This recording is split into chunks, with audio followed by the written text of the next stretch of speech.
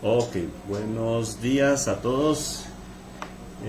Muchísimas gracias por su interés en este curso de nanotecnología para la administración de fármacos herbales que nos va a ofrecer nuestro invitado especial, a quien agradecemos muchísimo. I'm going to give some words in Spanish first. No problem. Sorry. You can curse me in Spanish. Okay. El profesor doctor Yaswan Patak. Recording? Ya, Okay. que es profesor titular de la Universidad del Sur de Florida.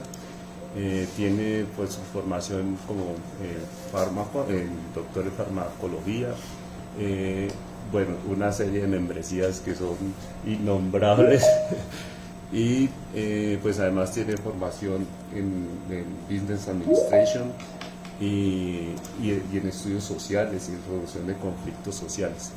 Es un perfil muy interesante, es becario Fulbright y pues tenemos la enorme fortuna de contar con él aquí en Bogotá, en Colombia, en la Universidad Distrital, pues por medio del trabajo de la invitación con el grupo de instrumentación científica y didáctica. Damos realmente, es un honor para nosotros, profesor Patak, contar con usted aquí hoy. And now I'm switching to English to say the same to you. Of course. I have to say that Professor Patak is wearing a very beautiful shirt from Indonesia.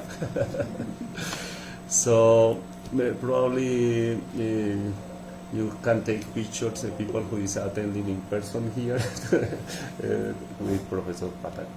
It's our honor to have you here, Professor. Thank you very much. We are going to try to enjoy, I take the most advantage of your knowledge and your insights. So thank you very much and welcome to Colombia, to Bogotá, to our group.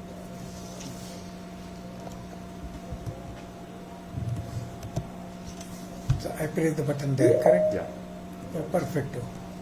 And I cannot disturb this now. Yeah, Can I put it yeah. little bit? Can I put it little bit? Oh, this will work. So, buenos días. Amo Colombia y la gente de aquí. Buenos días. Mi nombre es Yashwant Patak. Actualmente estoy en United States. And that's the picture from India. Yes or no? It's from Colombia. Yes. Soy profesor y decano asociado. No se escucha nada. Can't hear? No, no puedo. A ver, ya voy. Ya. Sorry. Oh, active the audio. Ok. Ahora sí. Can you hear now? Sí. Ok. Sorry.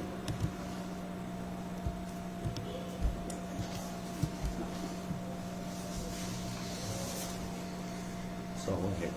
You can use this. Okay. You can use the.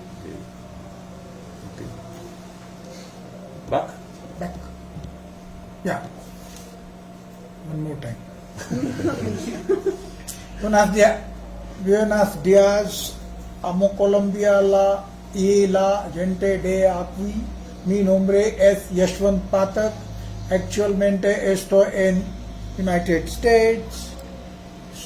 Soy profesor y decano asociado en la Universidad del Sur de Florida, Taneja College of Pharmacy. Estoy en Colombia como becario Fulbright especialista. Sincere thanks to Universidad Distrital Francisco Jose de Caldas for hosting me as a Fulbright specialist here at Bogota. My sincere thanks to Rector and Dean and other administrative heads supporting my trip here. My sincere thanks to Fulbright Specialist Commission of Colombia for supporting my trip to Bogota, Colombia. I will fail if I do not mention my sincere gratitude to Professor Cesar Aurelio Herrero Fierro, being my host and incredible support for making my stay happy here, and he the most handsome guy. He's lying, of course. Special thanks to Rim Abdulhom and Sean Fleming of World Learning of United States, Sergio Villamil Sanchez, Sebastian Villamizar, and many others from Colombian Fulbright Commission for their kind support. Professors Luis H. Reyes, Juan C. Cruz, Willy Moreno, Luis Fernando Cruz Quirogo. These are all my friends from Spain, here from the Bogota.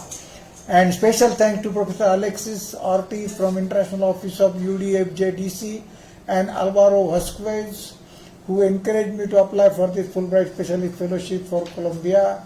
Encouragement of all is so supportive outcome that I am here. Desde el fondo de mi corazón. Perfect. My apologies for my Spanish pronunciation, and if you understand my Spanish, then surely you will understand my English too. Mis disculpas por mi español.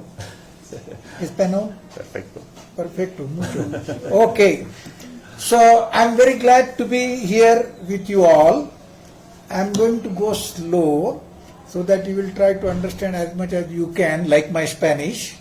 And we have I'm very happy to be in Bogota, and I met all the wonderful, beautiful people in Colombia. They are probably the most beautiful people. I have visited more than 100 countries, and it's great. People are so good. I walk around and I meet a lot of people and I talk to them. I will show them I want to go here, and then they will take their cell phone and tell me go this way, that way, and I go around. So I am walking every day 5, 6, 8 kilometers and enjoying interacting with the Colombians, and they are beautiful. They are good people. So I like them. And when I see a beautiful girl, I ask twice.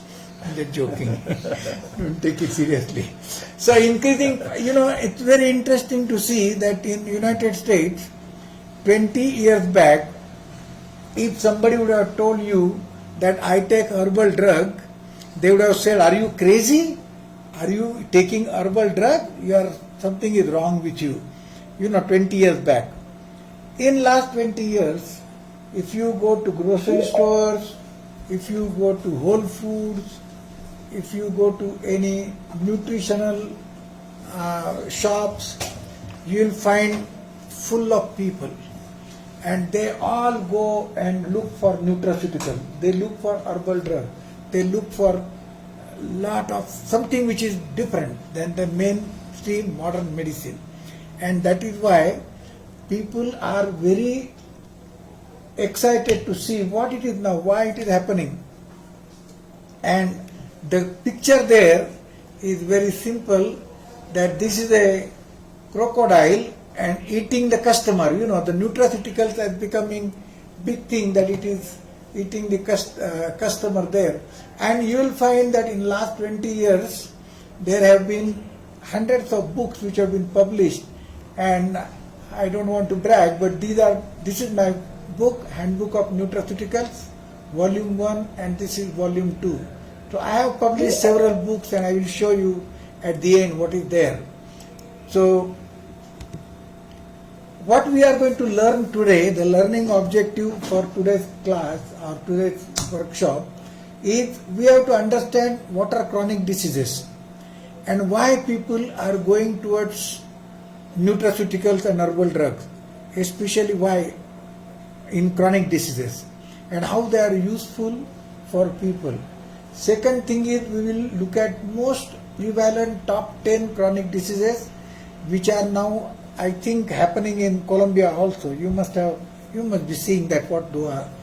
Why higher occurrence of chronic diseases, why it is happening, impact of aging population, what are the herbal drugs, what are nutraceuticals, and role of nutraceuticals and herbal drugs in chronic disease management. So these are the points we are going to discuss in this workshop, and we will go from there to see what are chronic diseases. So, have you heard about chronic diseases? Can you name one chronic disease? Cancer. Yeah. Cancer? Perfect, correct. Can you say some chronic disease, sir? Is it good to ask questions to the students, or I should not? Sclerosis? Sclerosis? Atherosclerosis, correct? Anemia? Anemia? Anemia? No. Go ahead. Problemas respiratorios, asma. Asthma is correct. Diabetes? Diabetes. Yeah. That's what I want to say. Alzheimer's? Alzheimer's is a chronic disease. Yeah. So you will find that they are very unique. They stay with you for a long time. And any disease which remains with you for a very long time, in years, at least minimum 1 year and more, and requires continuous ongoing medical attention and limit activities of daily living or both sometimes. So these is the chronic diseases are like heart disease, cancer, diabetes are leading causes of death and disability in the United States. Anemia can become, hello sir, anemia can become chronic disease if it is not treated. But if you treat anemia, it goes back, correct? And you treat with iron and all different types of things, and anemia can be cured in 2-3 months. But if you don't take medicine, then anemia becomes a chronic disease in the long run. Sounds good? But anemia is not like heart disease, or anemia is not like diabetes. Once you are diabetes for whole of your life. Make sense? That is chronic disease. So, we have to understand that chronic disease, and have you seen that around you chronic diseases are growing? Yeah. Are you observing that chronic diseases are growing? And we'll see how they are growing. So heart disease and top 10 chronic diseases, the first one is heart disease and stroke. You will find the Americans spend more than $363 billion on heart disease, and lot of people die because of heart disease. And the sheer volume of heart disease and stroke fatalities is ever growing concern for the healthcare. Even younger people, 35, 40, 50, they are dying of heart attack, correct? They die of stroke. If suppose you have a lot of stress in your work, suppose you take 10 exams in a day, heart attack. They're joking, don't take it seriously. You need to laugh. If I make a joke, you are okay. If you don't understand, ask me why I am laughing and why I cannot. So, the 877,500 Americans die every year because of heart disease, and they die more in accidents. The number of people die in accidents is more. Number 2 is heart disease and strokes. Nowadays people are finding that stroke is a very common thing because of the lifestyle. Our lifestyle is becoming very interesting, that people are becoming suffering from stroke and heart disease because of the lifestyle. And another thing, have you observed that small kids are now wearing glasses? Because you go to hotel, I go to hotel, boutique, city center, and I sit there and I watch all the mothers give the cell phone to the children. Children are 1 year old, 2 year old. They do like that. And in 3 years, they start wearing glasses. And we become addicted to the WhatsApp, or we become addicted to our cell phone. I go up and down in the elevator, they don't talk to me. They do that because they don't want to communicate. And that is where you build the stress, because you are not communicating with people. You are not interacting with people. And you are doing only thing which is not productive in the long run. And that is where these things. So heart diseases and strokes are first thing. Second thing is diabetes. You will find that $327 billion in 2017 were spent on diabetes treatment, and people start taking many medicines, doesn't work because lifestyle. The lifestyle is you sit in your office for 8 hours, 10 hours, especially young people with software engineer, they sit 12 hours, 14 hours in the office. No exercise, no running, no walking. They get from home, bed to bathroom, bathroom to car, car to office, office to bathroom, back to sleep. No exercise. And that's where the diabetes started. So 34 million people, Americans, live in diabetes and 88 million live with pre-diabetes. That means, and very young, diabetes is now started at very young age. You start diabetes at 30, 35, 40 because of the lifestyle changes and the food habits. You know, it is very easy to go to McDonald's, correct? Yeah. Rather than cooking your food at home. And cheap. And cheap. And then you go to the shops, you buy everything, all cakes and everything, food. But that causes the diabetes in the long run. Third major thing is arthritis, which is now becoming common. And if I stay in your universitas, yesterday I climbed the Everest because I went to the rector's office. It was like climbing the Everest. Big deal. I went on the hill, from the hill another stair, then another stair, then another stair. And he didn't tell me that there is an elevator. On way back I came by elevator. So arthritis is another very common thing. Lot of money is spent on arthritis. 25% of the adults in the US and 59 million people suffer from arthritis. And especially now you are finding that people with age 45, 50, 55 are suffering from arthritis. Correct? And they are becoming the knee problem. So knee replacement is there, and that is where the arthritis is becoming, and it is a very expensive disease also. This is another challenge which is known as alcohol-related health issues. Is it there in Colombia? Of course, yeah. It's big or small? I think some areas is big, some Oh. areas is normal. Okay. Have you heard this song, Rum Till I Die, Rum Till I Die? Oh, you never heard this song. This is from Caribbean. And you can Google it in your thing. You know what it says? Rum till I die, rum till I die. She told me she doesn't love me, that's the reason why. That's the next line of that song, but don't ignore that. So alcohol-related health issues are also growing because of the stress. You try to find out alternative, how to reduce the stress. So either you drink a lot of Colombian coffee, or you drink Coca-Cola, or you drink alcohol. And that's where your stress, you think that your stress is going out, but it is not true. I have a colleague, she used to be Associate Dean for Academic Affairs. After 4 o'clock, you don't want to talk to her because she will be drinking 8 bottles of Coke, high caffeine, no interaction. So even caffeine also does the same thing.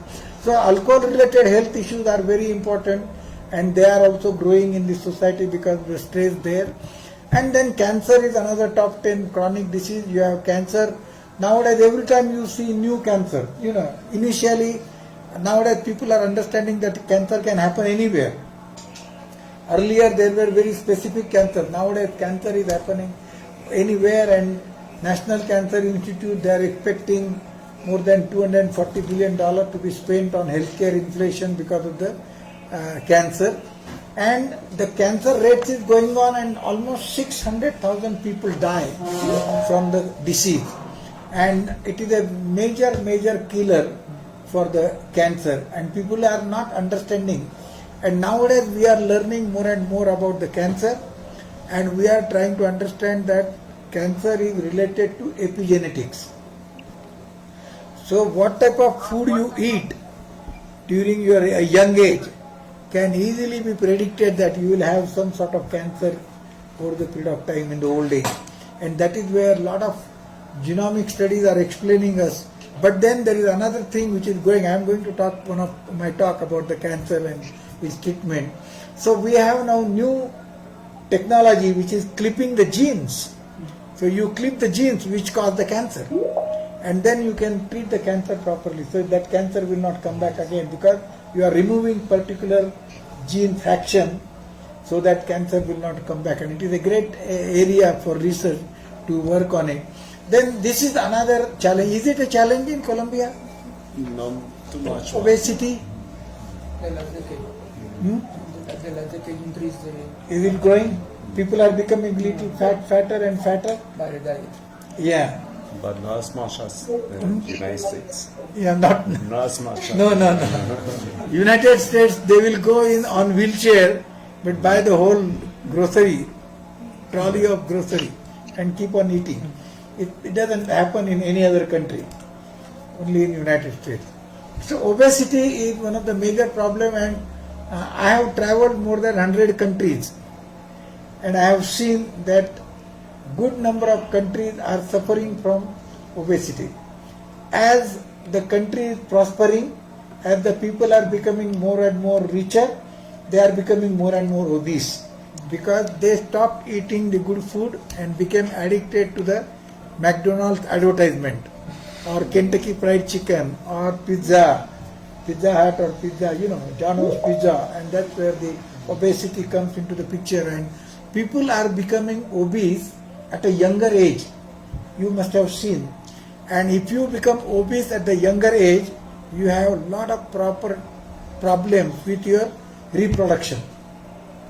If you become very fat at a younger age, obesity becomes a major problem subsequently in the life, and that's where this is one of the top 10 challenges. Alzheimer's disease, another thing, is growing like anything.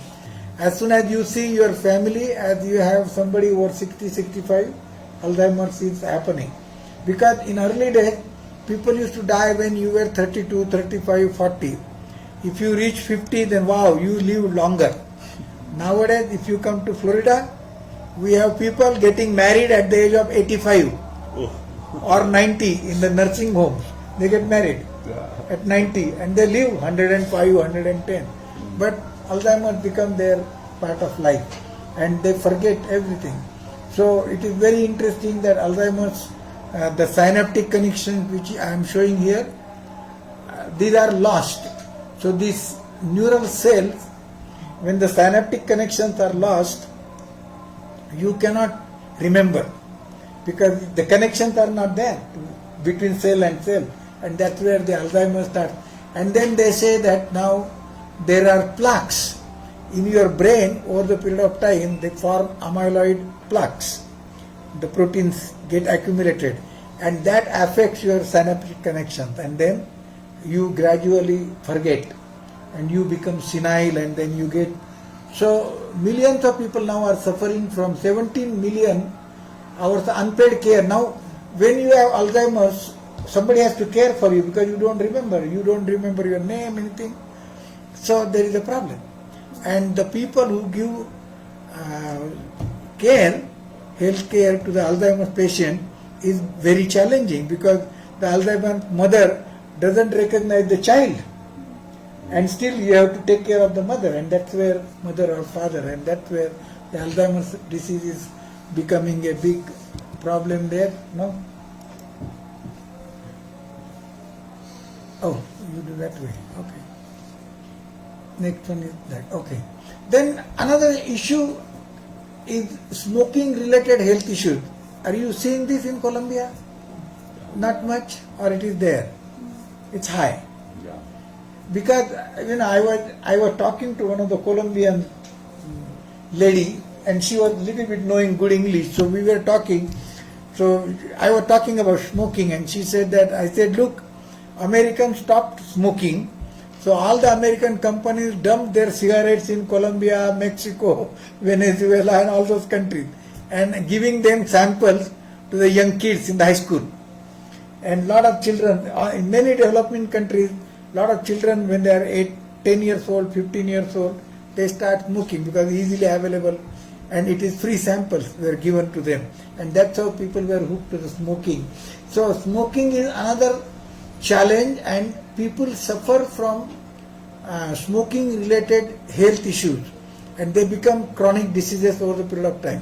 Your pulmonary, lung diseases and asthma and all those things are becoming a big thing happening in the many countries. This is another very important disease which happens over the period of time as you grow longer, and that is called tooth decay. And it is a normal, sometimes it is a normal process, sometimes it is related to your food habits, and that's where it is part of the top 10 chronic diseases. And tooth decay is a major thing, and it starts in childhood and gradually it grows into the, and then if you are a smoker, 4 out of the 10 smokers lose all their teeth. Smoking has a side effect of oral problems. And then this is another thing which is considered to be one of the top 10 diseases, is known as epilepsy. Do you see epilepsy higher level in Colombia? Do you see epilepsy? It is there?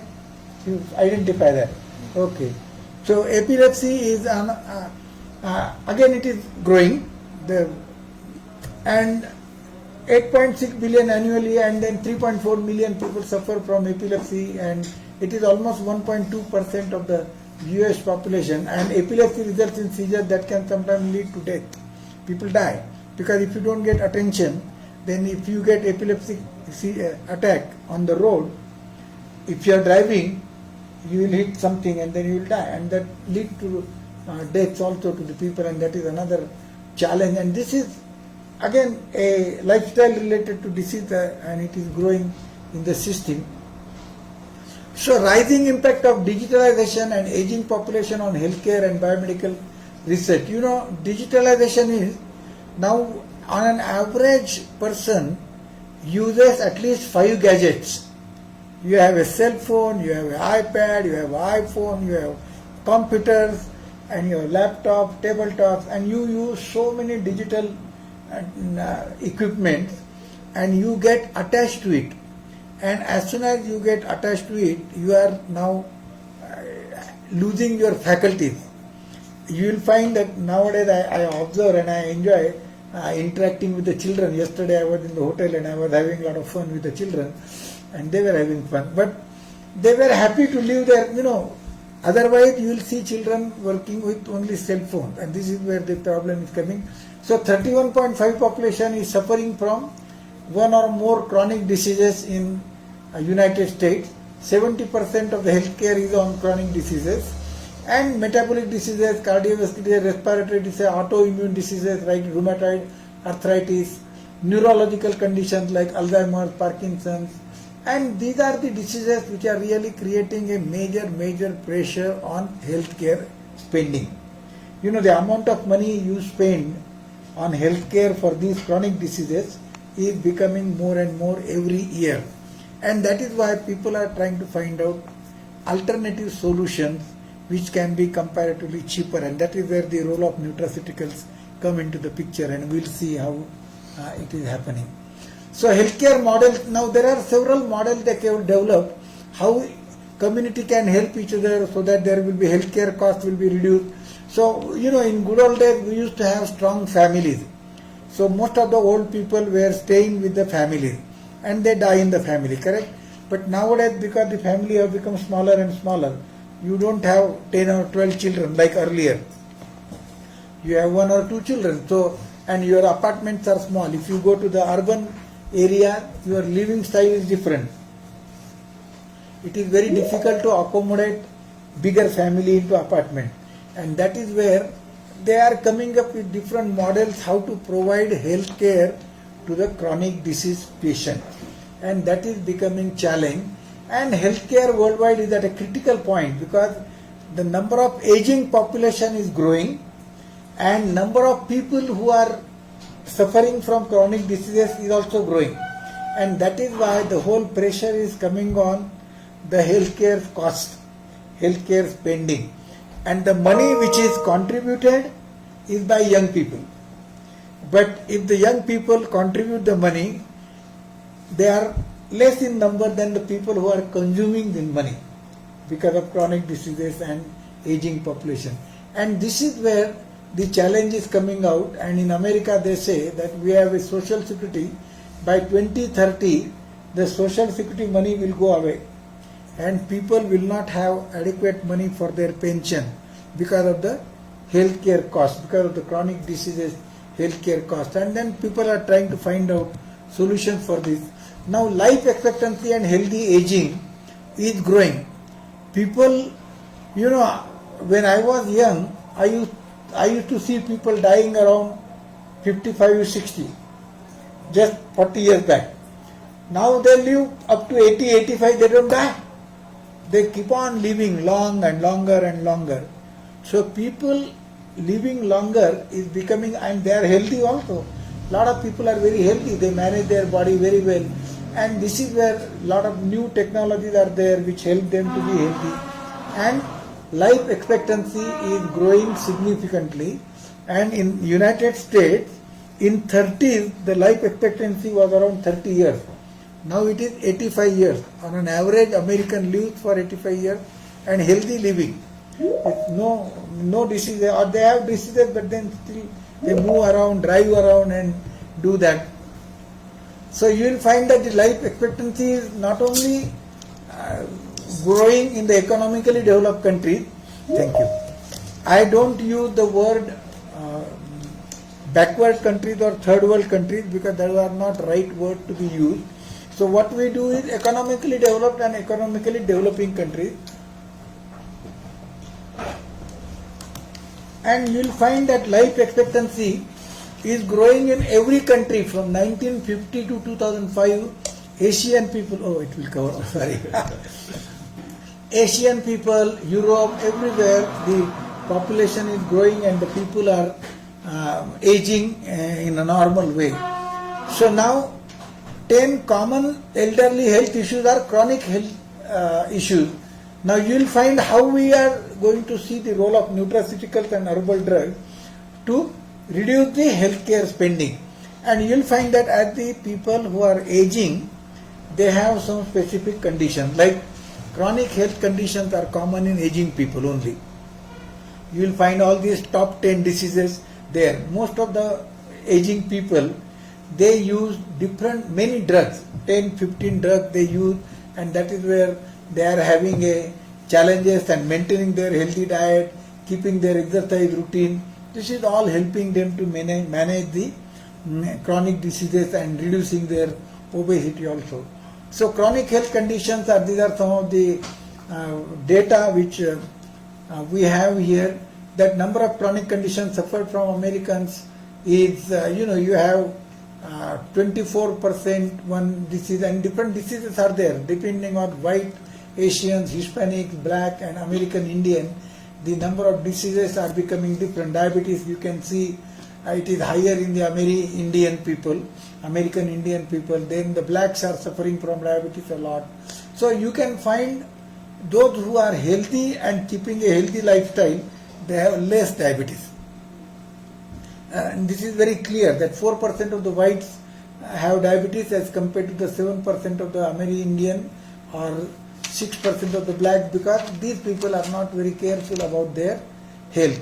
Hispanic people also 6% because they don't worry about their health. They love eating, they enjoy life, but then that results into the diabetes. And same thing, you will see the obesity percentages. You can see how the Asian people are very low in the obesity. The white people are next, then there are blacks and Hispanics and other people have a higher obesity in United States. That is a chronic health condition. And then increasing rate of chronic diseases in growing in all these different diseases are growing in different populations based on their lifestyles and habits of living. Another challenge which is going on is the cognitive health. As you grow older, people are suffering from dementia, senility, and they are not understanding exactly how to deal with it, because it is a big burden on the healthcare for these things, and it is expected that in coming few years, the predicted triple the number of people suffering from Alzheimer's or suffering from cognitive health, and that is going to be a very big challenge. And then there are different types of cognitive health are there, different diseases are there, and you will find that based on your age, 65 to 74, 75 to 84 and 85 and over, the number of diseases are growing, the percentage is growing here. You will find that there are higher numbers here as compared to the numbers in. So when you are 65, 74, you may not see those cognitive health diseases. But as you grow older and older, these are the challenges which are suffering from the old population suffer from these things. Then your aging is always, normally aging is associated with either cardiovascular disease, vascular dysfunction, Alzheimer's disease pathology, and finally leading to cognitive dysfunction and neurodegeneration. This is what over the period of aging. So once you are 65, from 65 to 85, these are the changes happen in the old people. So they start having cardiovascular problems, they start having vascular dysfunction, and then now if they do change in lifestyle, if they start using exercises, using good food habits and all those things, then it can be turned around and people can live longer. So it is not only the medicine which is going to help them, but it is the lifestyle, first thing.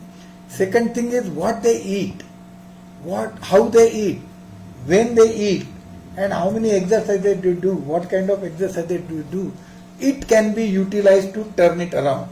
Now, if you can turn this around, what is happening ultimately is you are reducing the healthcare spending, you are reducing the amount of money.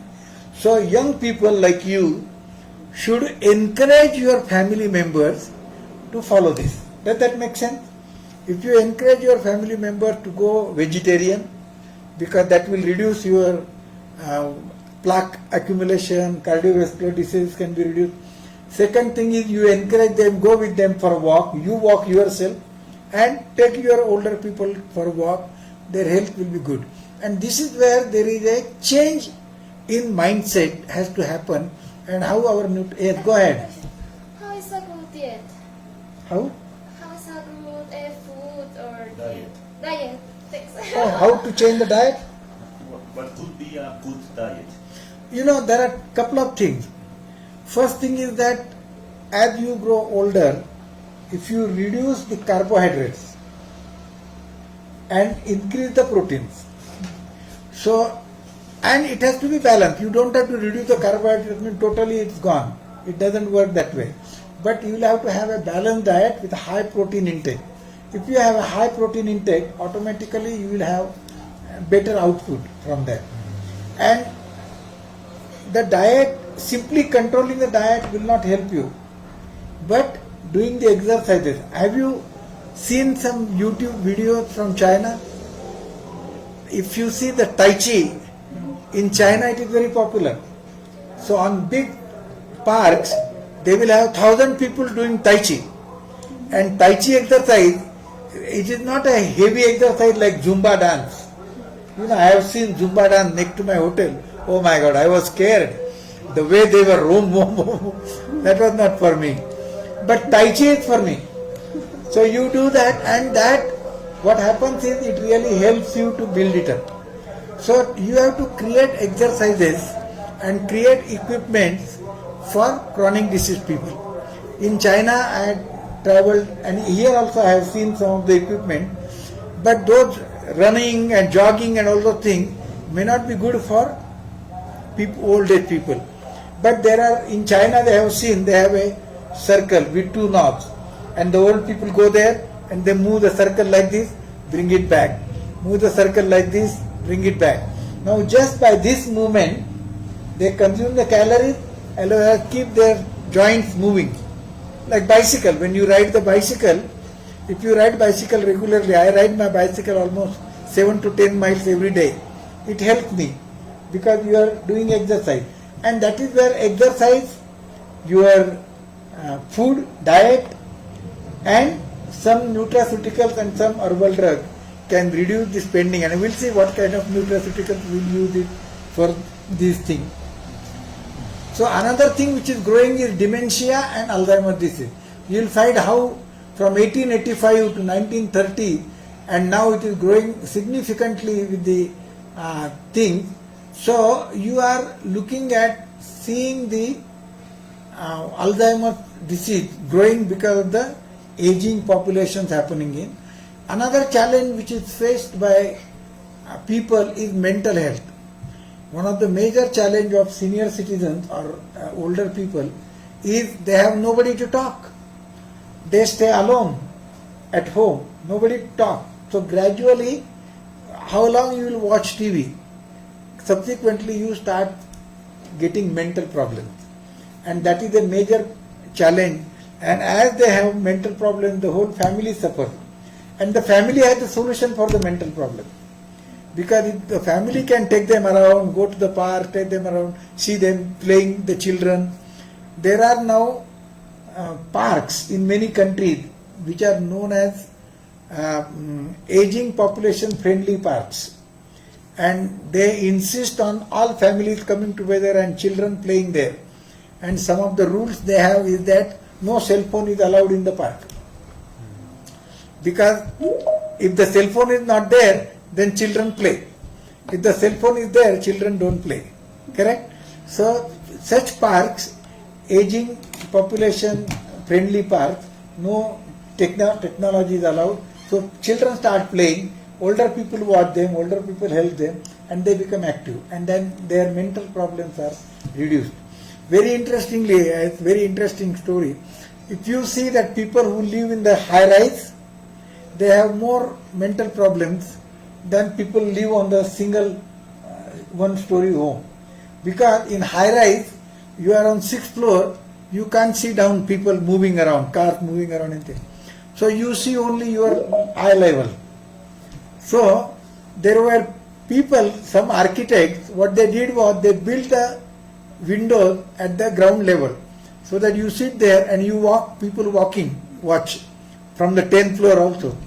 It helps in mental health because they see the people, they watch the people, and this is where the mental health problems are there, and people from architecture, construction, everybody is trying to find out the major problem what the senior citizens are facing there. So mental health framework is there, every university is trying to find out how the population has to be done, what are the approaches are there, prevention and intervention, instrument developments, qualitative and ethnographic, epidemiological studies, and then finding out how different approaches can be adopted. And this is a great research area.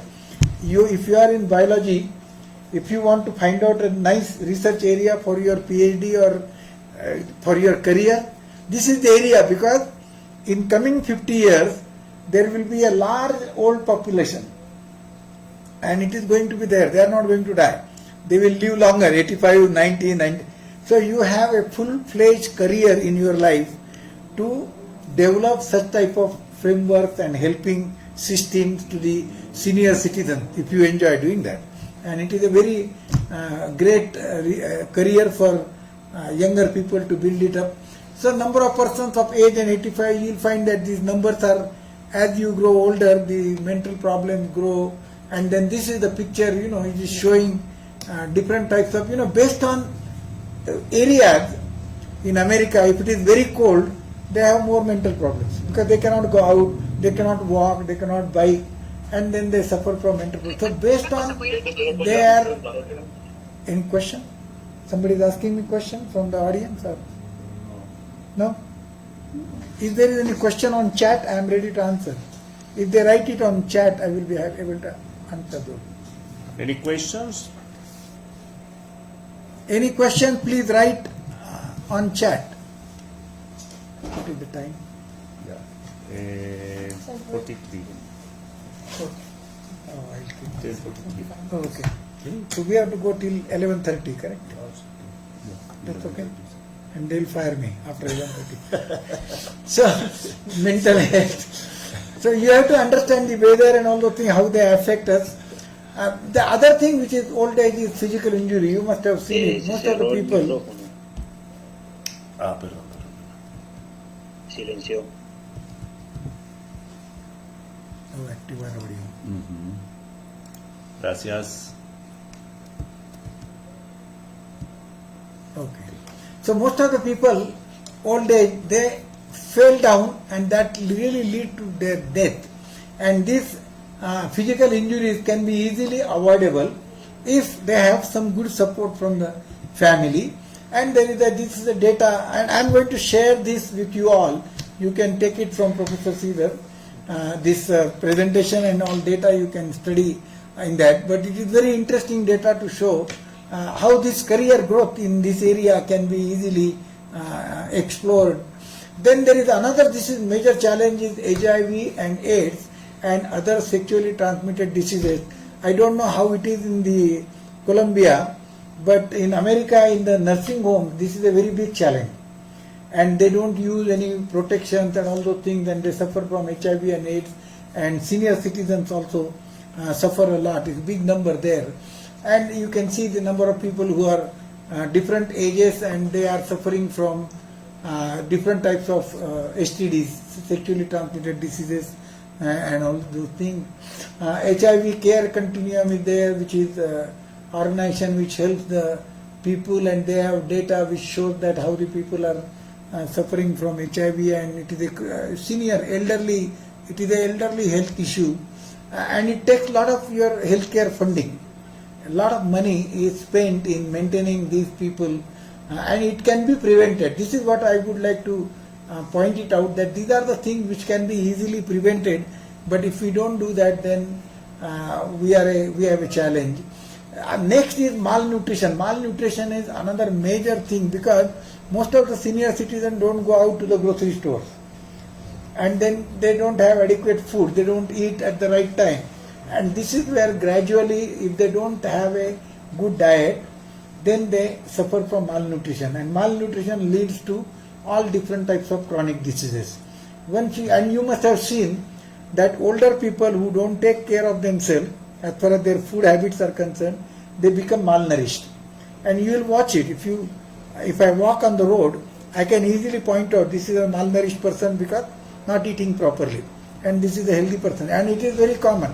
Even the younger people also, you can see they are very conscious about their appearance, they become malnourished over the period of time, and it is very common there, you know.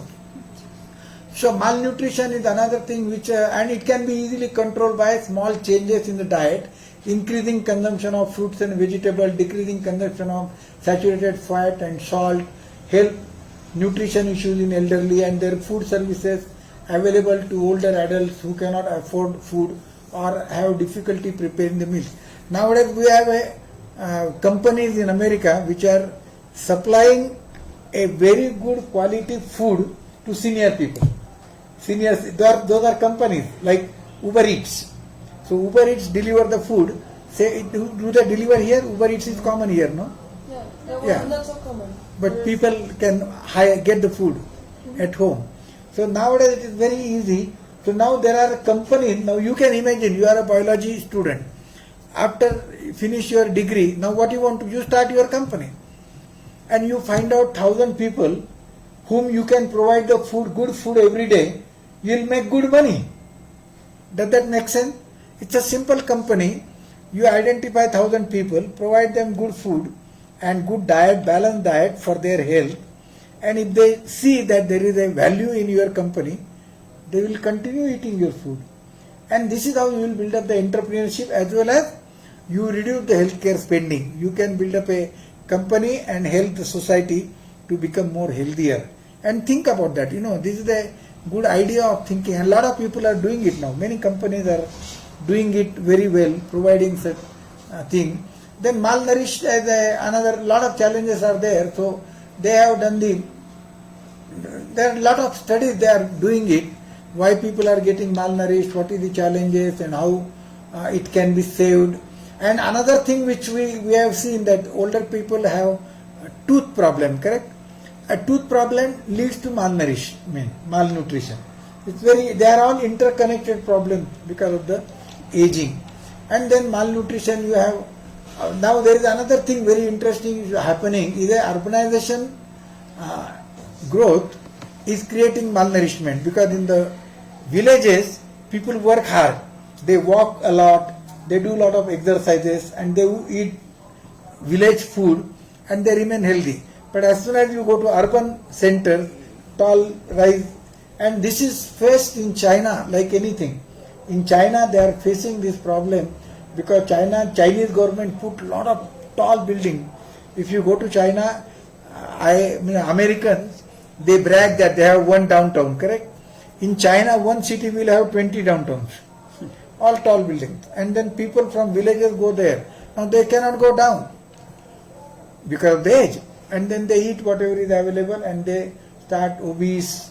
And it is now interesting to see obesity in China. Otherwise Asian people were never obese, but you see obesity in Asian people also. And that is where the challenge, and urbanization is related to processed food, because big grocery stores you see a fresh cabbage, but that is brought from the cold storage. It is a 1-year-old cabbage. So you always go for processed food, and that lead to malnutrition in due course of time. People suffering. So malnutrition, there are many shortages like drinking water. If you stop drinking adequate water, you lead to malnutrition. So there are many factors which lead to the malnutrition. And the next challenge is sensory impairment. It is very easy. Yesterday it happened to me. I am now almost 70 years old. Yesterday I was taking my food in the elevator, and the elevator door hit me. I was about to call him that, hey, something is wrong, man, but I did not call him. So the sensory movements of our body gradually lose the control, because your brain messages are not that sharp. So while driving, when you are young, you can drive very quickly. The old people take time to drive, correct? Because their reflexes are slowed down. Once the reflexes are slowed down, your sensory impairments happen. So if you will find that an old man around 70, 80 years old takes at least 10 times more time to wear the shoes. Am I right? Mm-hmm. They take more time to wear the shoes. Or if they want to get ready, the young people get ready in 2 minutes. Old person will take 20 minutes. Yeah. Because to wear the pant itself is a 5 minutes job. Putting one leg and second leg. And I am experienced. I am 70 years old and I understand that sensory impairment is a part of, but new technologies help you in many such areas, and that new technology is also helping us there. So this is all data about the sensory impairment. You can kindly look at it when you see the thing. Then oral health is another challenge. We already talked about the elderly people. They all suffer from it, and we need to provide this thing.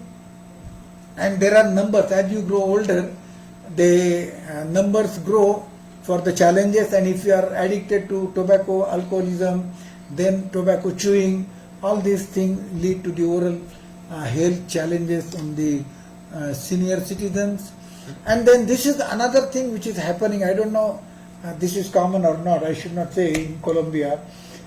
In America, every year more than 64,000 people die because of opioid overdose. It is big thing.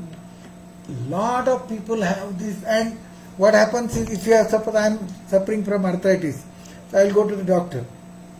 Doctor will give me hydrocodone. Then I will take more hydrocodone. And then one tablet doesn't help. I will take second tablet, third tablet, fourth tablet, I am dead because of the overdose.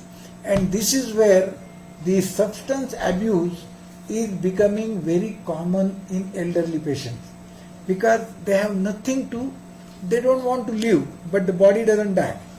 And that's where the challenges come into, and substance abuse is becoming a big problem. And lot of doctors keep on, I don't know, have you heard about the case by Purdue? Have you heard the case of Purdue company? No. Purdue. Purdue, yeah. Correct. You got, yeah, oxytocin. You're very correct. Fantastic. Keep track of everything happening around the world. It is very important. So this company used to sell oxycodone, and they sold that oxycodone on a very large scale, marketing heavily. So people died. And then now they are giving compensation in billions to the people. I used to work in a pharmacy company. That company used to manufacture methylphenidate, Ritalin. So our company will provide 2 bottles, one for the school, one for the home. So the child will take 1 tablet in the school. Now the child is smart. Child will sell that tablet outside for $5, because Ritalin is addictive. And that's how younger kids, and what company will do is, I had my son when he was a young kid, he was very active. Kids are very active. If they have a lot of energy, they run and this, that. So the nurse will tell the school nurse, that he needs Ritalin because he is very active, he is overactive. And that's where they will push medicine in the younger kids. Kids of age 5, 7, 8, 10, 12, they will push the medicine, Ritalin or this type of medicine, which over the period of time become addictive, and the kids have to take that all their life. And the companies are making money. But what was losing? The society was losing. And this is where we can, as a, I don't know, you are not pharmacist, but you can use this to understand that if the child jumps 10 times, don't worry about it. This is normal. I used to have a friend, he had 2 kids. So his mom will sit outside the home and give them 2 bikes and then make them round 10 rounds, 12 rounds, 15 rounds. When they come back home, give them broccoli and the kids will eat. Otherwise, they will not touch broccoli. But they are so hungry, they are so tired, they will eat broccoli. Broccoli is good for health. You understand? So giving, either you have a choice of giving them medicine, Ritalin, or choice of making them run around and give them broccoli, healthy. What is good? Is it, what is good? What do you think? Broccoli. Broccoli is good, but you have to make them run 10 times. That is not easy because you want to see your cell phone. If the mom wants to see the cell phone, she will not count the round. Unless you sacrifice for the children, children will not be good. And that is where the thing comes. So substance abuse is a big thing happening there. And there is the data about how overdose death. You see how the people are dying actually. It's a very dangerous scenario happening over the period of time. And the access is much higher. The accessibility to the drugs is becoming more easy for the high school students. So they are dying of heroin and all different types of things. This is all data about the thing. And then another thing which is elderly health issue is bladder control and constipation, which is very common in the ages. You know, if you have, suppose a lady is there, if she has 4, 5, 6 kids, over the period of time, then the bladder control is not there, and gradually they suffer from that. And that's where very common for men as well as women, as aging becomes a challenge, their common urinary problems grow, their overactive bladder becomes a challenge, and then they have to go to the toilet several times, and sometimes it is uncontrollable. So they have to use different types of pads and all those things for that. And it is a bladder control and constipation are 2 major things, because uneven consumption of water is also another reason for that. And by that age, if they drink the same amount of Coke, what they drink young, they suffer from this. So Coca-Cola with lot of caffeine, over the period of, as you grow older, if you do not cut your Coca-Cola, then you suffer from these diseases in due course of time. So that is one of the reasons that you need to gradually reduce your consumption of the Coca-Cola type of thing. And there is only one product is there called Anutrol, which is the overactive bladder market overview, but it is giving you challenges. This is the area where new drug development is happening, and that can be done. So, but there is another side of this, the healthy aging and island life. So there are certain people in the world who are known as blue zones. They live 100, 105, 110 years, and they are all healthy. Now people are trying to understand that if we have a chronic, we have a huge older population, then how we can convert our population into this blue zone. So there is a Ogimi in Okinawa, Japan has the highest percentage of centenarians in the world, and making it curiosity for those eager to learn more about the secrets of aging.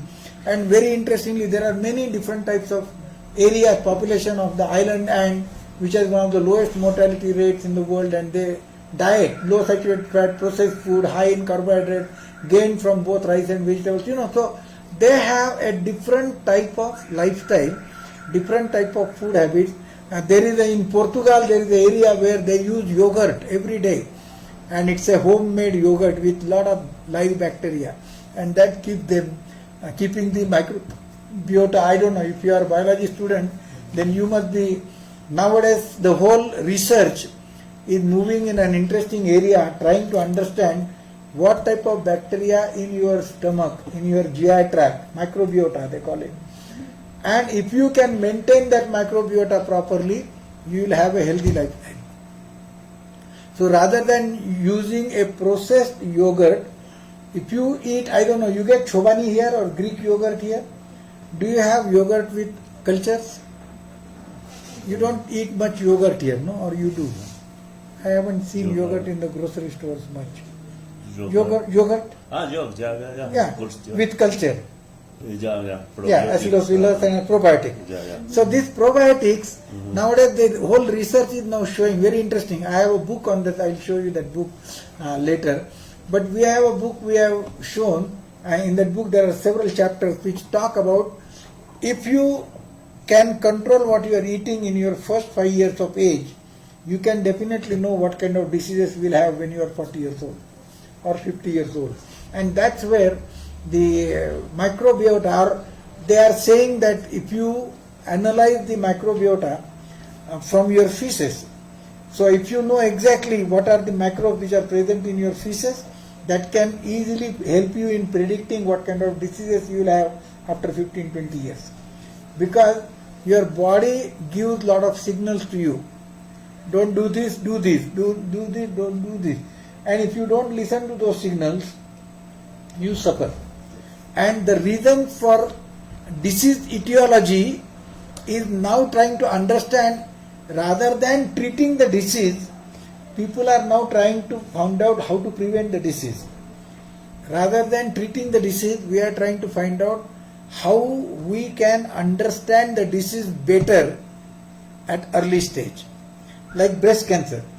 Breast cancer, if it is at early stage, it can be cured, and then you don't have to worry about at least 20-30 years. Many cancers nowadays have been, if you get it into the phase 1, you don't have to worry about it. But if you get the same cancer in phase 4, then you have a limited life. Does that make sense? Same thing happens with what kind of microbiota is present in your tummy.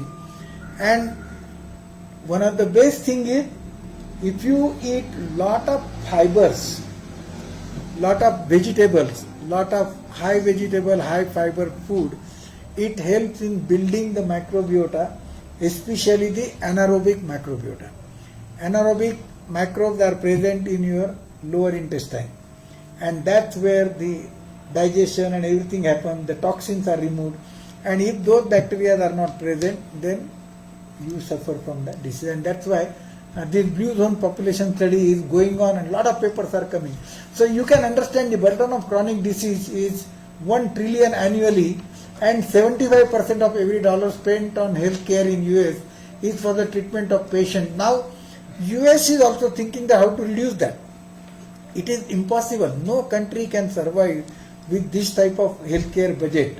Impossible, because there is no budget remaining for the other activities. And that's why people have started in last 20 years, people have started trying to understand how the lifestyle can change and help chronic diseases, how the food can change, how the herbal medicines can change, and how the nutraceuticals can change. And that's where the nutraceuticals and herbal drugs are becoming very important. And that's why reducing chronic disease burden on public health is becoming one of the major challenge for almost every country. Here also the people who are working in this area, public health, must be talking about that, how to reduce the burden of chronic diseases. So what are herbal drugs? So herbal medicine, now try to understand one thing, that what we take every day is a so-called modern medicine. Correct? This modern medicine development has happened only in last 100-150 years. The first major breakthrough was penicillin. When the penicillin came, it was very successful in treating the infections. Then the major breakthrough came when sulfa drugs came.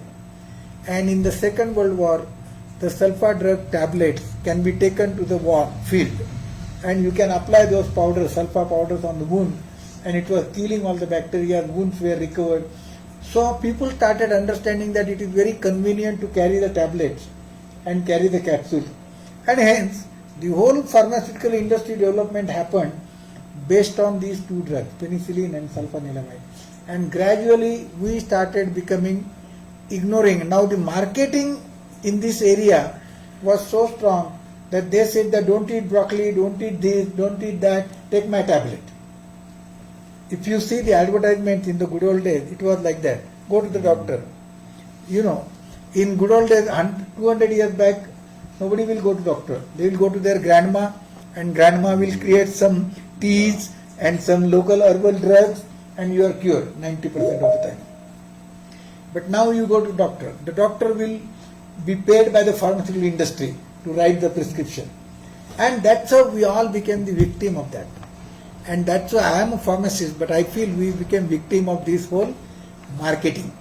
And they said, no herbal drug, don't do this. We don't know what is the clinical studies have been done or not. Now this is a very interesting question they ask. Have you done the clinical study on the herbal drugs? And I asked them a simple question.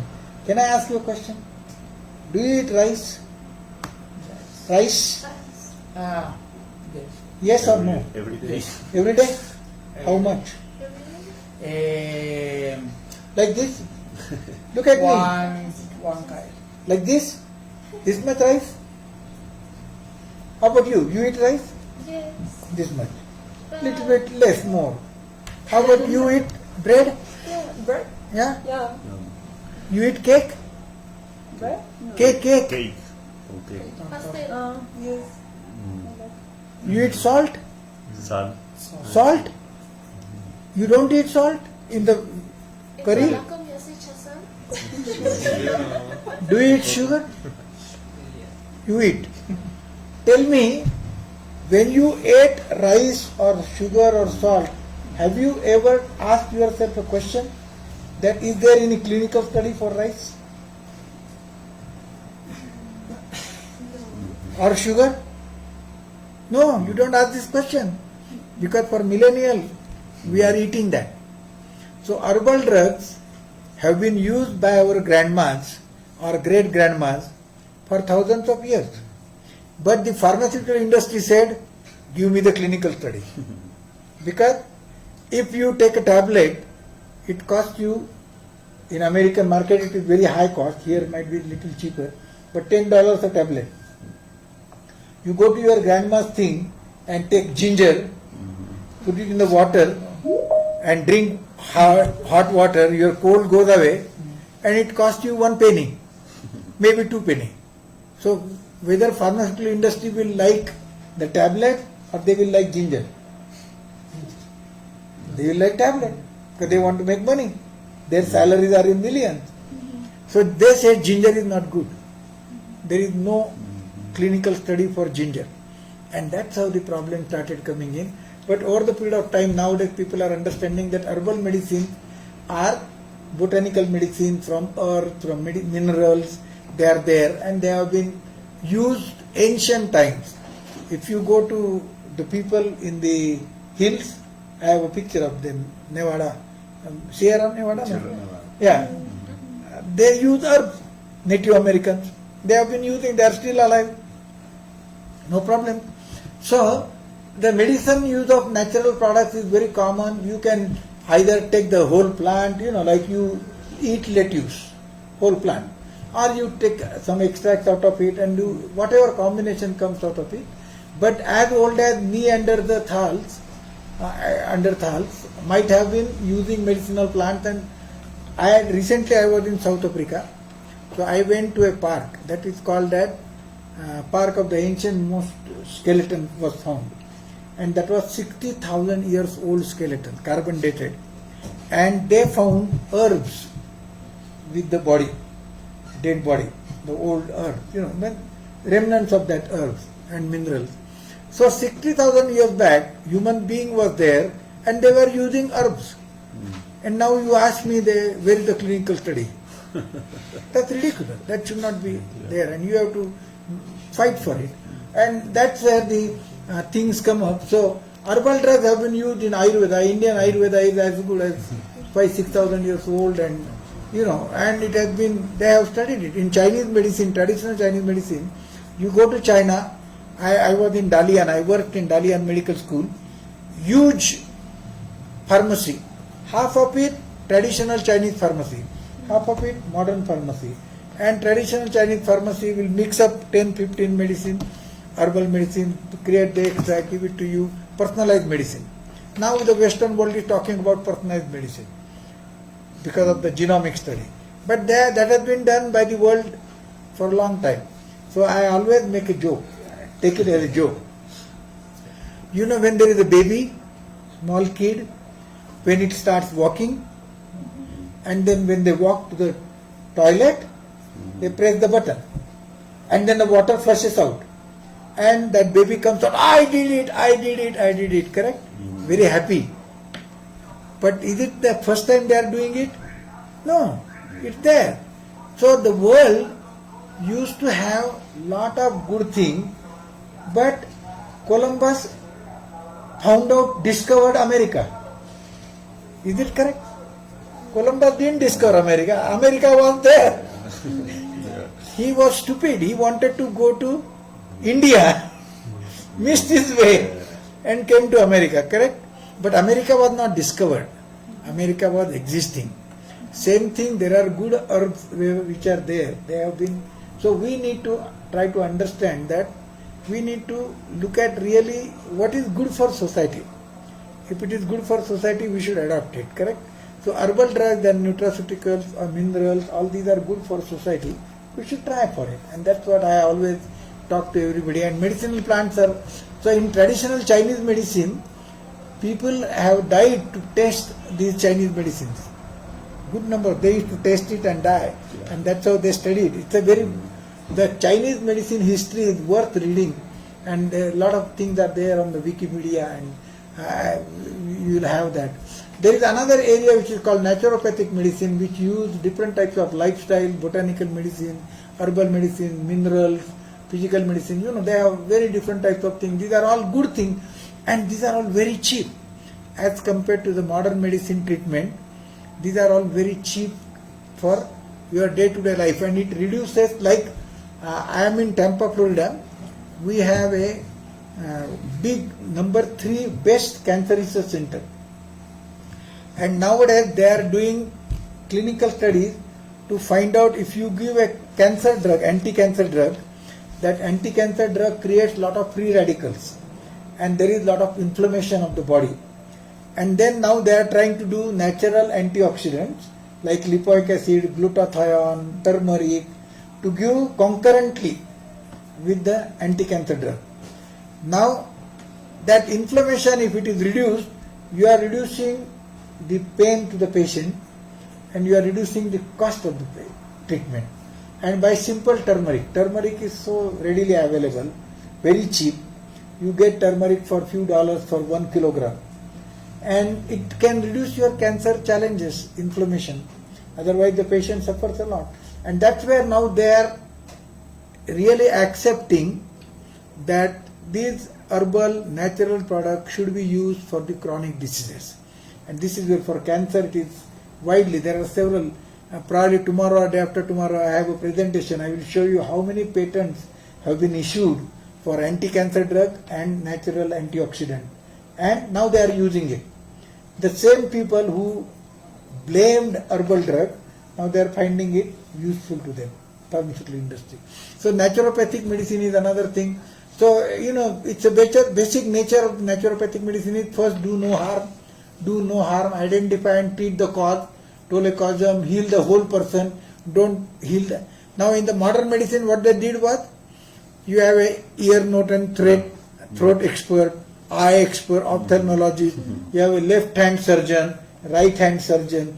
So it became, and now you have a pulmonologist, you have a gastroenterologist. So when the pulmonologist treats you, he will not talk to the gastroenterologist. So his medicine will create more problems. So you go to gastroenterologist. Gastroenterologist will say you go to cardiologist, because they are not talking to each other. This system tells that you need to treat whole person as a holistic approach, and don't treat individual sections, because they are all interconnected. And I have a nice thing that we are a network of the networks in the body. So we have an organ network, we have a tissue network, we have a cell network, we have a DNA network, and all these networks contribute to the holistic approach. And we have to understand that the science is now changing its pattern to specialization, compartmentalization to holistic approach to the treatment, and that's where these herbal drugs and medicine will help us. In Indonesia, they use jamu, and these are all herbal preparation, very beautiful. Most of the Indonesian women after delivery, they use certain liquid, and they go back to their normal shape within 3 months. It's very interesting. Their jamus are very powerful. You can read about jamu there in the. So what are nutraceuticals? So nutraceuticals, Difelis was the guy who really used this term in English, but nutraceuticals are common in Ayurveda. They are called as rasayanas, which is 5,000 years old. And then in the Chinese traditional medicine also they have nutraceuticals, but the Western world, they claim him to be father of the nutraceuticals, which is not a true thing, but he defined that in the English, so we call him father of the nutraceuticals. So nutraceuticals are the product developed from either food or dietary substance or traditional herb or mineral substance, synthetic derivatives and form thereof, and given in the form of dosage form like pill, tablet, capsule, liquid oral, lotion, and manufactured under strict GMP procedure. And these are developed according to the pharmaceutical principles and evaluated using one or several parameters and the process control to ensure the reproducibility and therapeutic efficacy. This is the definition I had proposed in my book. This is my first book where I had proposed the definition, and a lot of people refer to that definition because now FDA is also moving in that direction, using the CGMP for nutraceutical manufacturers. Very elaborate definition I had provided them in the book. Now, why there is a confusion? Because people use many different terms like nutraceuticals, herbal product, functional food, dietary supplement, health product, nutritional supplement, healthy food, and every time they come up with new names because the companies come up with new names. It's like, shirts, different, but this is a batik, and they come with different designs. Same thing with our products also, different names. And there is no regulatory guidelines for specific terminology to be used now.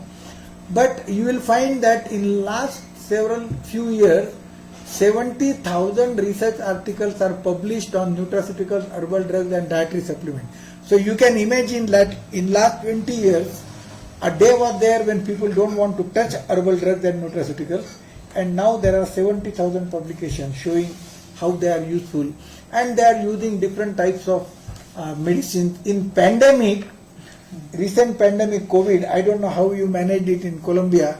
Was it very big in Colombia? A lot of people died here or not many? So in India, 1.4 billion people, and the death rate was the lowest. And you know what was the reason? One of the best thing what they did was, for days together they drank a liquid decoction using turmeric, black pepper, ginger, honey and salt, and they used to put together, boil it and then drink it 3, 4 times, 5 times a day. And because of that, the COVID virus, which used to stay in the nasal passage for 3, 4 days, that used to be killed. And they used to take vapors. Another thing which was very cheap was vapors.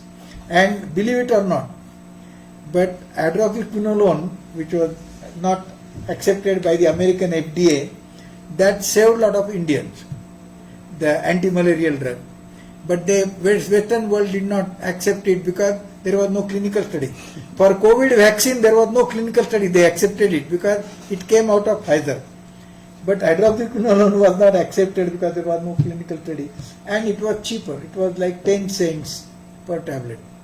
And my friends who worked in the COVID vaccine, COVID wards, they used to take every 3 weeks, they will take that hydroxyquinolone and work. And take the precautions also, but that was helping. So this is, we have to understand that so many people, nowadays physicians and pharmacists are also recommending this. In our college, we teach our students what are nutraceuticals, herbal drugs, because when you deal with the patient takes the medicine for diabetes, blood pressure and all those things. Simultaneously, it goes to Whole Foods and buys nutraceuticals.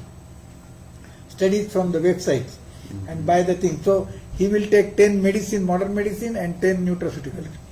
Nowadays, ashwagandha and shatavari and all these things, moringa, these are all very popular things in the American market. They go and buy it. Moringa is very popular. It's a very high protein, very good source. in my home we put it in the curry regularly, Indian curry, and it tastes good. So this is growing, and this is the area where now you can look at the new products which are in the market: spirulina, plant sterol, beta stiltosterol, and then ashwagandha. Now these are the things, polyphenols, spirulina, these are the things which are widely used for cardiovascular diseases, and they are giving so good results that people are gradually trying to find out how to connect. But now these are age-old products. These have been used for years together, and if we are seeing that 10 patients or 100 patients are getting benefited, why not use it? So heart disease, stroke, dyslipidemia and hypertension, these are some of the products. Unfortunately, FDA doesn't allow you to claim that by taking spirulina you will have reduction in hypertension. So they say that it may be helpful.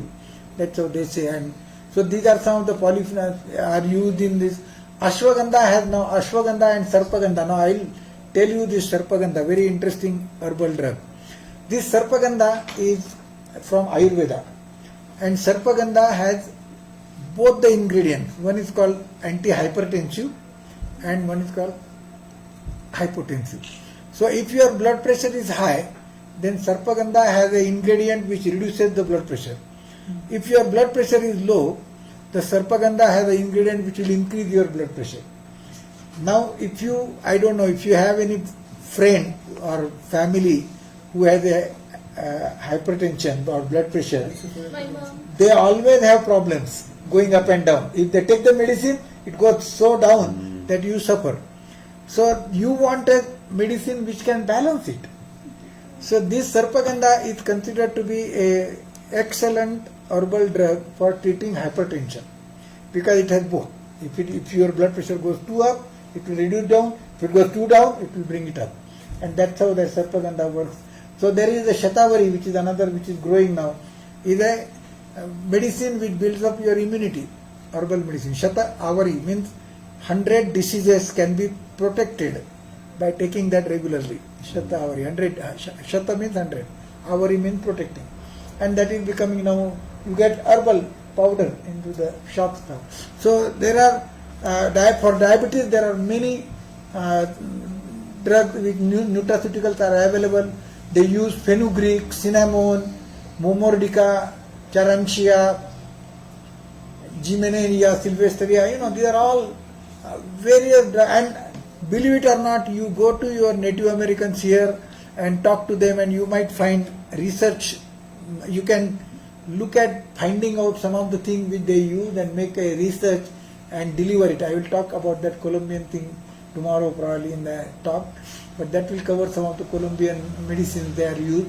But there are several products which are available which can help you in reducing the sugar, but you have to understand that all these chronic diseases are because of the lifestyle changes. So you need to definitely work on changing your lifestyle, and then these things will help you. But if you do not change your lifestyle, you do not do exercises, you do not do anything, and say it doesn't work, then that won't help you. And that is where we have to understand that if arthritis, there are many of them. You must have heard about glucosamine and chondroitin, which are very popular nowadays. Redimu, Arthro, Joint Food, Umu.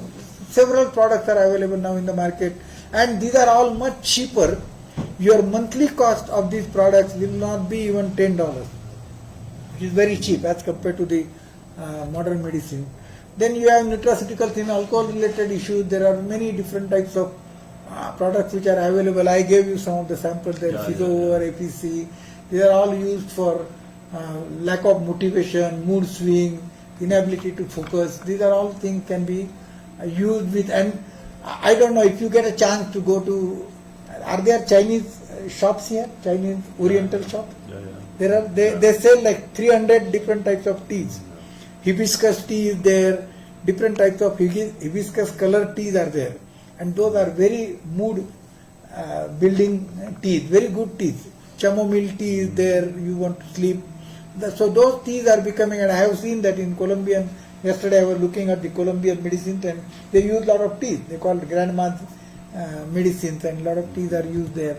So there is nutraceutical for cancer. Now this is where I have a book on advances in nutraceutical applications in cancer, and that book covers lot of information about how cancer treatment can be complemented with the medicine. Don't worry about it. I am going to give you the copy of the presentation. So you will have it, yeah. So you have nutraceutical, and there are many researches going on simultaneously to find out, give an anti-cancer drug and give a anti-inflammatory natural nutraceutical. And turmeric is becoming most favorite of their product, which is glutathione is another product, which I have a research paper which we published that glutathione coated nanoparticles can go in brain. That one of my research work was there. And then there is a nutraceuticals and chronic diseases in obesity. There are several products which you can use and you can reduce your adapt. And nowadays, I don't know, have you heard about that intermittent eating? Has that come here now? Have you heard about intermittent eating? So fasting, intermittent fasting. So if you keep 16 hours gap between the two meals, you definitely lose weight. But you have to plan it for at least 3, 4 months, 5 months. So 16 hours gap. So today if you eat at 9 o'clock in the morning today and another 5 o'clock in the afternoon and then whole night don't eat anything, that is intermittent fasting. And that's why 16 hours of difference between two meals. You can choose anything you want. You can take it at 8 o'clock in the morning and then take your dinner at around 4 o'clock or whatever. But 16 hours intermittent fasting used, and there are so many papers now, they are saying that this is the best way to be healthy. If you want to be healthy and live longer and be good, intermittent fasting, or in my tradition, I am a Hindu, so in my tradition we normally fast every 11th day, no food on that day, and that becomes a intermittent fasting. So there are several ways of, in traditional lifestyle, there are several ways of doing it, and they are in many cases they are attached with the religious thing, so that you follow the thing. And it's very interesting to see that how the intermittent fasting is helping, and then using, what you eat is most important than what you do. So Alzheimer's disease is now another thing which is happening. In Ayurveda there is a beautiful herb which is called as Brahmi. It's a small leaf, but it is now they are showing that it can really build up your brain activities. And now they are doing a lot of research on that area because it was Ayurvedic herb which was used for a long time. But there are clear brain and mood products are there, Cognitex Elite are there. So they are using curcumin. Tomorrow I am going to show some of my research work in the curcumin, and I will show you that curcumin, there is a protein in our body that is called as NLRF, which is the inflammasome. And if you take regularly curcumin in your curries or anything, that inflammasome concentration goes down in the body. As soon as your inflammasome concentration goes down, your inflammatory diseases go down. So cardiovascular, gout, diabetes, all those diseases are happening because of inflammation. Because your body creates free radicals, and those free radicals create problems, inflammation, and that is where this turmeric can help you to reduce down, and that is another area where. So there is smoking related, there are a lot of new things which are coming up for lung cleans and breaker, and you take it. In India they use ajovan. I don't know, you have here ajovan. Ajovan is a very interesting herb, fruit. It very small thing, seeds, and in place of tobacco you wrap ajovan there and smoke. It burns like tobacco, but your kick of getting that smoke feeling is satisfied, but you don't take tobacco. And like that there are products which have come up where you use herbs which give you the same feeling of smoking but no tobacco and no side effects of tobacco. That can be. So that is where it is happening. Oral hygiene, there are many things. I don't know, in good old days we used to use neem tree very regularly for brushing. There were no brushes. Neem tree twig will take it and brush it. There are babul tree, and there are so many, but there are a lot of good products out there for oral health. There are many products for epilepsy. If you keep on taking these products regularly, then you don't get epilepsy attacks immediately. It will give you some time. So if you start feeling that you are getting epilepsy, you get feeling, and you pull the car out and you will not die. That's how some of these things are very so. So nutraceuticals is a blessing to people with chronic diseases. Nutraceuticals are playing an important role in healthcare delivery. It is helping to reduce many of the side effects of the Western world. It helps reduce cost of treatment and alleviate some of the symptoms. Chronic diseases will remain a major challenge for the humanity at large, and nutraceuticals will turn out to be a boon to the humanity in the long run. And as we pharmacists, and I'm talking about pharmacists, should keep our eyes and ears open to make sure patients ultimately get benefited. So this is something which is very important, nutraceutical. So and you have to understand one thing. The person here is playing a trumpet, correct? Not the saxophone. Now, when he plays saxophone alone, that is called solo performance, correct? You see the people playing saxophone alone. If he makes a mistake, people understand he made a mistake in saxophone, correct? But when it is a concert, so you have 10 saxophones, you have 5 drums, you have 5 this, that. Now the concert can accommodate the mistakes because there are 10 people playing. Herbal drugs and nutraceuticals are a concert performance. They have several ingredients in it. They are complementing each other. They take care of each other. So herbal drugs and nutraceuticals are a concert performance, not a solo performance. Modern medicine is a solo performance. As soon as you take the medicine, if the medicine dose is not proper, you see side effects. To satisfy the side effect, you take another medicine. That other medicine will have a side effect. So you take another medicine to solve the side.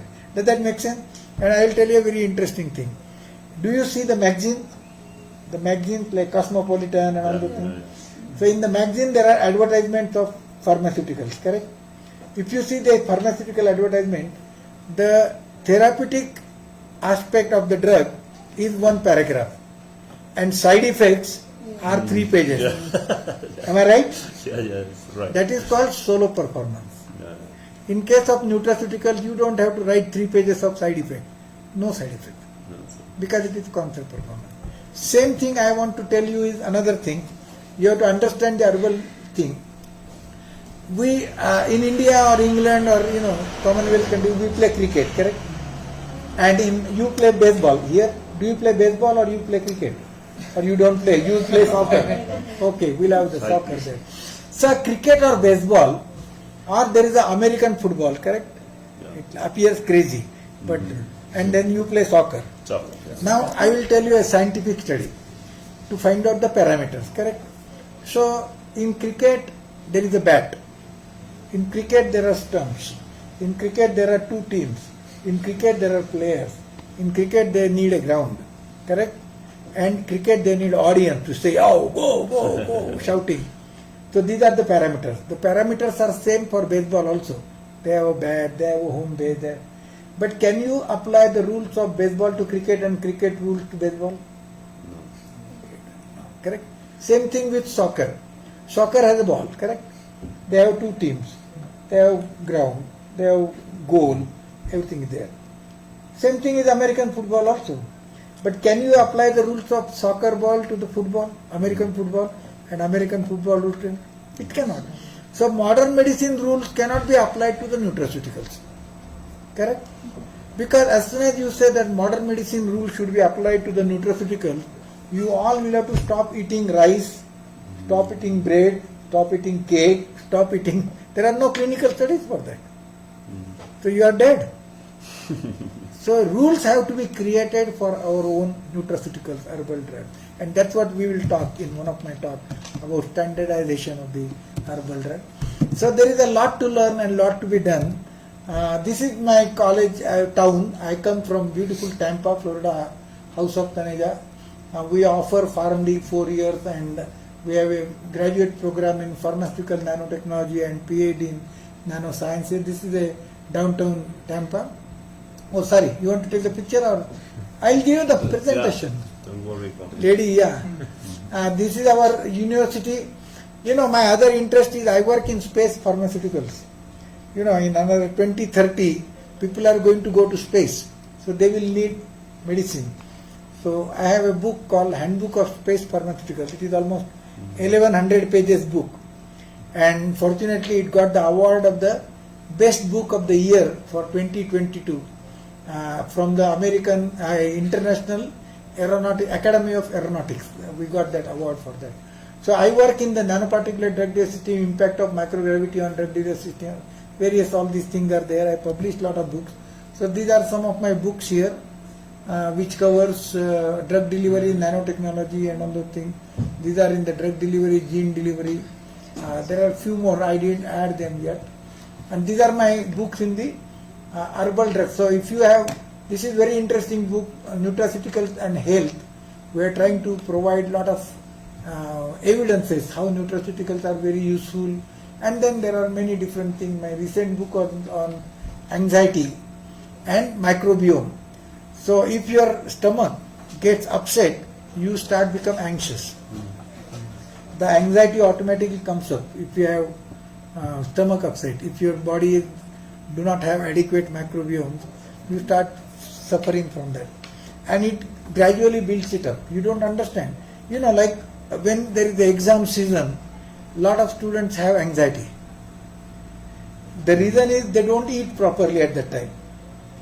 They are drinking a lot of caffeine, or they take amphetamine, they take some medicine, and that leads to a lot of stress. And that's why as a professor I always tell that, you know, we should remove the stress from the exams. Because the stress is useless. You know, if you learn, you learn, you know. So rather than putting stress on the student to become first class first or this and that, it is worthless. So that creates anxiety, and that anxiety, I have seen many, in last 1 year, we are seeing so much of anxiety because of COVID in our students. I don't know whether you have that problem here or not, but we have a major problem there. So, muchas gracias. Muchas gracias. Yeah, and I just want to point out my last statement here is called diversity is the soul of humanity. So we need to be diverse and always love diversity. Muchas gracias, obrigado. Muchas gracias. Thank you very much, Hey, Professor. was it okay? Jasmine. You learned a lot, something new? Yeah. We have 12 talks I am going to give. Each Yeah. talk has very different things and lot of information. I do a lot of research. You saw how many publications I have. I have more than 350 publications, research publications. So it's fun. I enjoy. Will you have time for some questions? Yes, always. Si tienen preguntas, los que están en línea, bueno, damos prioridad a los que están acá, tienen que hacerlas en inglés.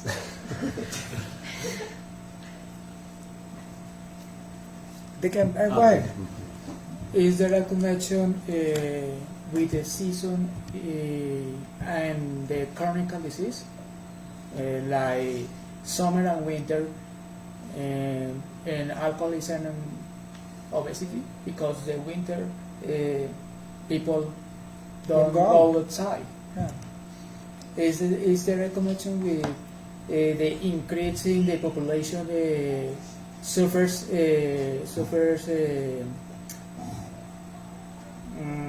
chronic disease in this case? Yeah. The obesity is, there are a couple of things.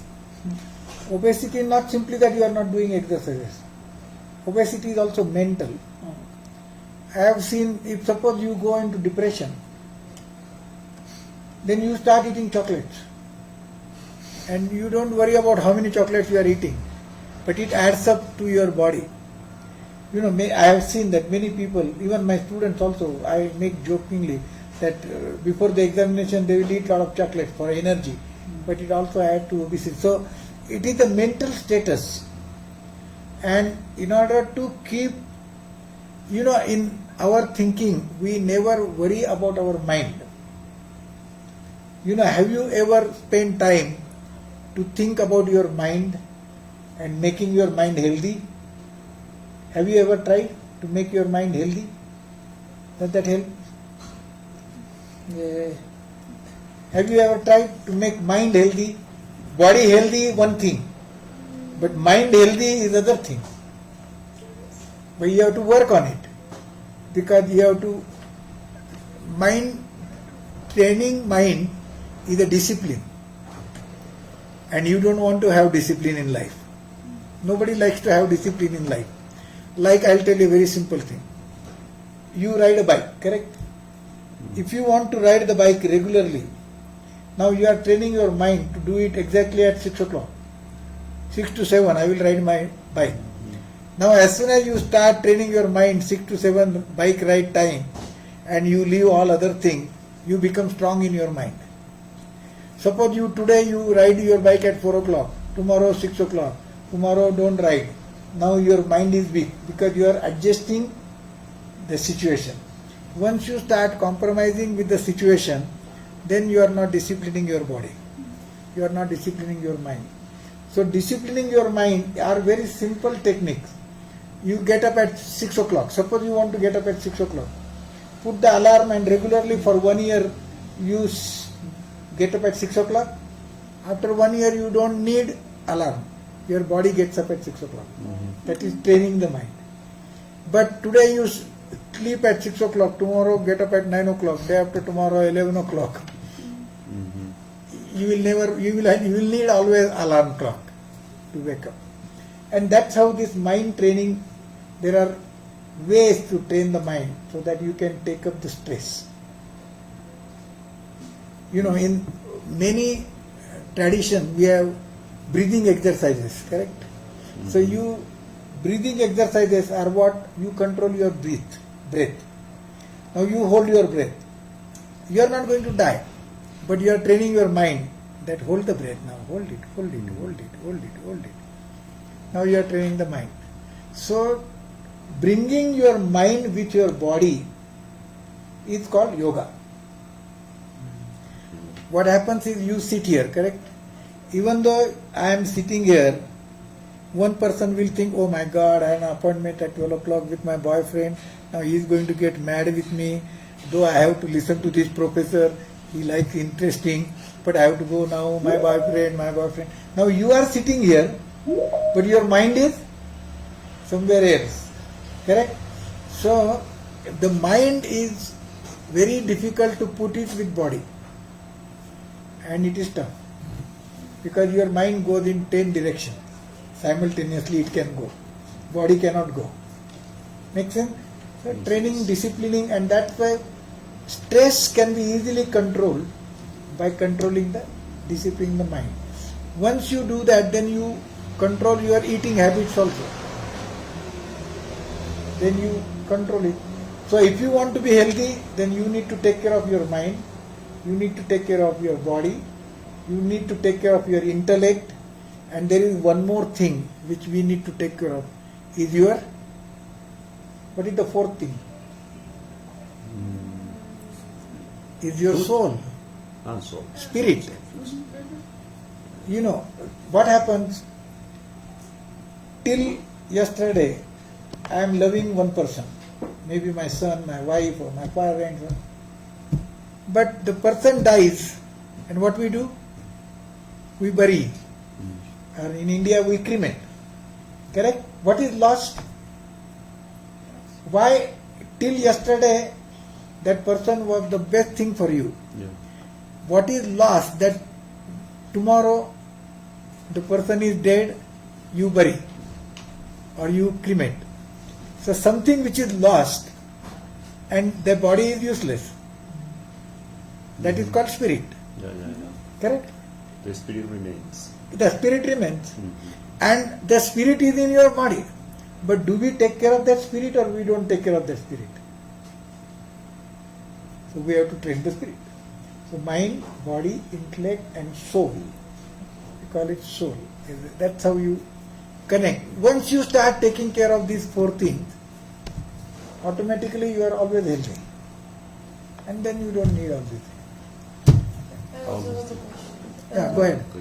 In the example of the concert that you said, like the solo and the concert, you also said that the nutraceuticals don't have any side effects, and that is because there are studies that say that there aren't side effects, or because we don't certainly know.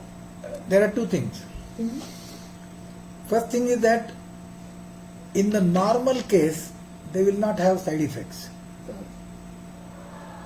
99.9%. But it all depends upon you, how you are using it. Correct? Like taking one piece of cake and eating, no side effects. Taking a whole cake is side effect. Does that make sense? Yeah. Same thing is with nutraceuticals. Second thing is that nutraceuticals ultimately are also herbal ingredients. They are chemicals in some way. So if you take a larger amount without knowing exactly, like, I don't know, have you heard about homeopathy? Yeah.